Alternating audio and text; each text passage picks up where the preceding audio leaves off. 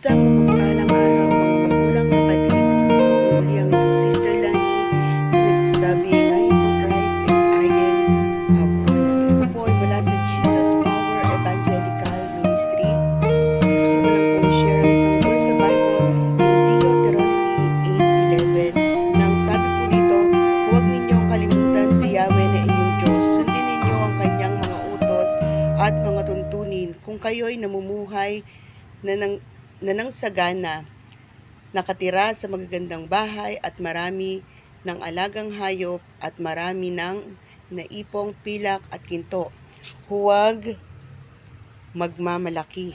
Praise God. Mensahe pong ito, mga magulang kapatid, ay isang babala o paalala sa atin ng Diyos. Ano man ang ating makamtan, makamit sa buhay, tagumpay, nandun man tayo sa luklukan ng tagumpay, at mga pangarap natin na nakamtan natin, huwag nating kakalimutan ang Diyos na nagbigay ng lahat sa ating mga buhay. Kung tao ngayon na kapag sila'y nandun na sa tagumpay, nakamtan na nila yung kanilang mga pangarap, magandang bahay o kayamanan, marami na silang pera, nasa kanila na ang lahat, ay nagmamayabang na sila sa Diyos. At parang hindi na nila kailangan ng Diyos. Dahil sinasabi nila na kaya ko naman palang marating ang gusto kong marating sa sarili kong lakas.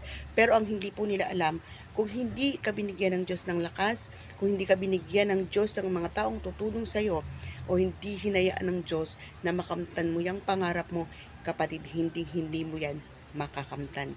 Kaya ang mensaheng ito, Deuteronomy 8:11, isang babala ng Diyos sa atin na huwag tayong magmayabang. Dahil ang sabi nga, ang nagmamataas ay ibababa at ang nagpapakababa ay itataas ng Diyos. At wala pa po akong nakitang tao na nagmataas na nanatiling mas tumaas kung hindi bumagsak.